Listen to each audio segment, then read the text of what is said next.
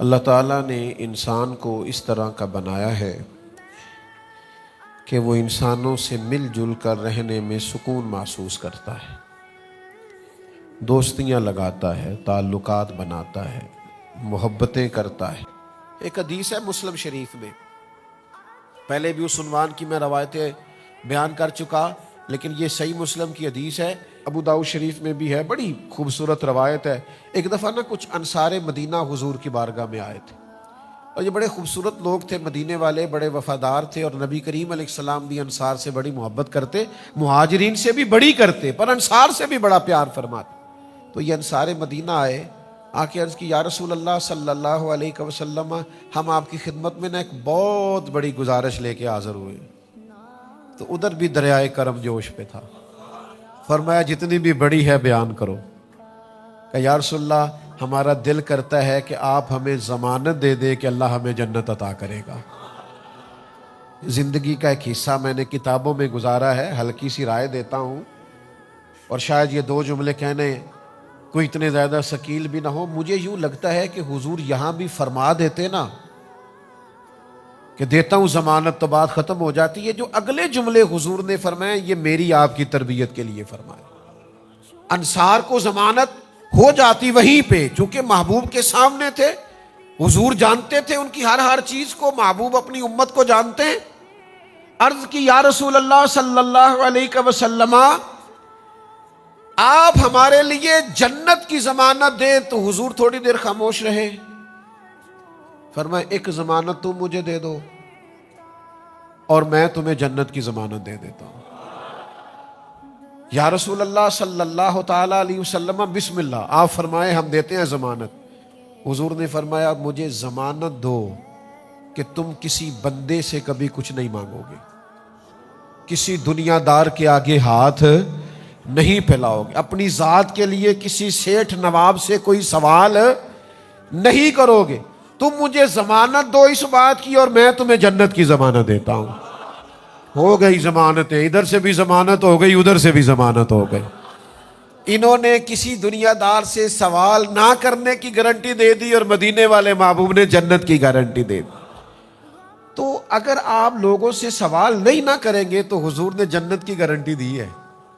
تو ہمارے ہاں تو بھائی لوگوں نے مزاج بنا لیا ہے، جس سے بھی تعلق بناتے ہیں دنیا کے لیے، جس سے بھی رشتہ بناتے ہیں تجارت کے لیے، جس سے بھی تعلق بناتے ہیں امیدوں کے لیے، تھوڑا باہر نکلو، اس طرح آپ کا اپنا دل بھی سخت ہو جائے گا، آپ کی اپنی طبیعت کے اندر بھی بڑے سارے مسائل پیدا ہو جائیں گے۔ تو اس سے باہر آئیں، یہ ایک بہت بڑا تکلیف والا مسئلہ ہے، اس سے بچیں۔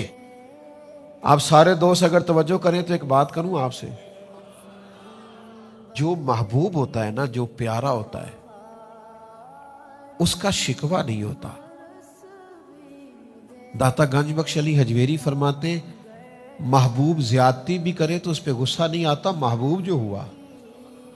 اور میرے بھائی جو محبوب ہے نا، محبوب، اس کا شکوہ نہیں۔ آپ محبوب ہیں اور آپ دو لوگوں کو کھڑا کر کے کہہ رہے ہیں فلانے نے میرے ساتھ ایسا کیا حالانکہ میں بڑا پیار کرتا، تو آپ جھوٹ بول رہے ہیں۔ محبوبوں کے شکوے نہیں ہوتے، آپ کو کوئی پیار نہیں، آپ دھوکہ دے رہے ہیں۔ ایک صاحب میرے پاس ایک دفعہ کھڑے ہوئے، بڑی پرانی بات ہے، کہنے لگے ایک بات کرنی تھی حضرت، آپ سے ایک مشورہ لینا تھا۔ میں نے کہا کیا؟ کہنے لگے وہ ہمارے پیر صاحب ہیں، تو یہ مسائل آگے ہیں، تو یہاں نکتہ ہے، تو میں اب کیا کروں؟ میں کہا پہلا تو بیعت دوبارہ کرنا، تیری پچھلی ٹوٹ گئی ہے، اس لیے کہ یہ تو عقیدت کا رشتہ ہے۔ تو اگر تو آپ نے دو شکوے کر لیے تو معاملہ ختم ہو گیا۔ محبوباں تے نکتہ چینی کرن تو جڑا باز نہیں آوندا۔ اے اگلی گل آزم چشتی کیتی جے دقت ہوئی تھی وہ نہ گل کرنی جے، میری نہیں جے، اے انہیں کیتی ہے مرحوم نے، تے بندہ بڑا قابل سی، چونکہ وہ آپ یہ نہ کہیں کہ پیر صاحب آکھے ایسی، میں نہیں جی آکھیا، اس نے کہا ہے تو اس سے بات کر لینا، میں تو اتنے سخت لفظ بول ہی نہیں سکتا۔ اس نے کہا محبوباں تے نکتہ چینی کرن تو جڑا باز نہیں آوندا، اصل منافق جانو اس نو، اصل۔ آزم چشتی یار ایڈا ڈاڈا ہو گیا، نیرا منافق نہیں، اصل منافق ہی آگ چھڑے آئی۔ اس نے کہا محبوباں تے نکتہ چینی کرن تو جڑا باز نہیں آوندا، اصل منافق جانو اس نو، یہ جھوٹا پیار جتاؤندا ہے، سانو تے دسیا عشق دے مفتی جیڑا مڑ مڑ کے فرماؤندا ہے آزم جتھے دل لگ جاوے اوتھے عیب نظر نہیں آوندا. سانو تے دسیا عشق دے مفتی. قربان جاؤں اعظم چشتی کے انداز تکلم پر سانو دسیا عشق دے مفتی. اور مفتی ایک دفعہ فتویٰ دیتے اعظم چشتی کہندے نہیں مڑ مڑ کے فرماؤندا ہے. سانو دسیا عشق دے مفتی جیڑا مڑ مڑ کے فرماؤندا ہے آزم جتھے دل لگ جاوے اوتھے عیب نظر. یار دا کدے بھی گلا نہ کریے پاواں سہک دے ہی مر جائیے سجنا یہاں تے لائیے ہی نہ جے لائیے تے پھر توڑ. یہ پچھلا جملہ یاد کیا آپ نے؟ یار دا کدے بھی گلا نہ کریے پاواں سہک دے ہی. یار دا کدے بھی گلا نہ کریے پاواں سہک دے ہی مر جائیے سجنا یہاں تے لائیے ہی نہ جے لائیے پھر توڑ. تو شکوہ کرنا گلا. اچھا شادی دیکھ لیں آپ 300 رشتہ دار شادی میں آیا ہوگا تو محبت ہے تو آئے ہیں نا. کوئی بھانجے کی شادی پہ آیا ہے کوئی بھتیجے کی کوئی کسی کی کوئی کسی کی. ان میں 3-4 ہوں گے شکموں والے. وہ اپنا گروپ علیحدہ لے کے بیٹھے ہوں گے. وہ ایک منصوبہ بنا رہے ہوں گے کہ شادی خراب کیسے کرنی. تو یہ شکوے جتنے بھی ہیں نا یہ نفرتیں پیدا کرتے ہیں. اس لیے اسلام نے کہا غیبت کرنے والا جنت میں نہیں جائے. تو گلے شکوے شکایتیں یہ تعلقات کو خراب کرتی ہیں. آپ محبت کریں آپ پیار کریں. میرے تاج الشریعہ میرے قبلہ عالم میرا خزانہ میری کل کائنات.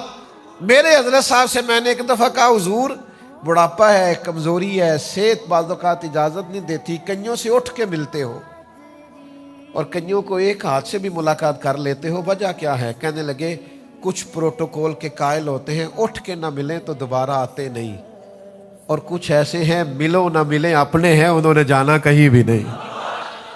اور سمجھ لو یار جن کو پروٹوکول نہ بھی دیا جائے اس کا مطلب ہے اس نے کہیں جانا. اس کو سمجھو نا یہ اپنائیت. اگر تیرا پیالہ کبھی توڑ دیا ہے تو اپنا سمجھ کے توڑا ہے. اگر تجھے انکار کر دیا ہے تو اپنا سمجھ کے کیا ہے.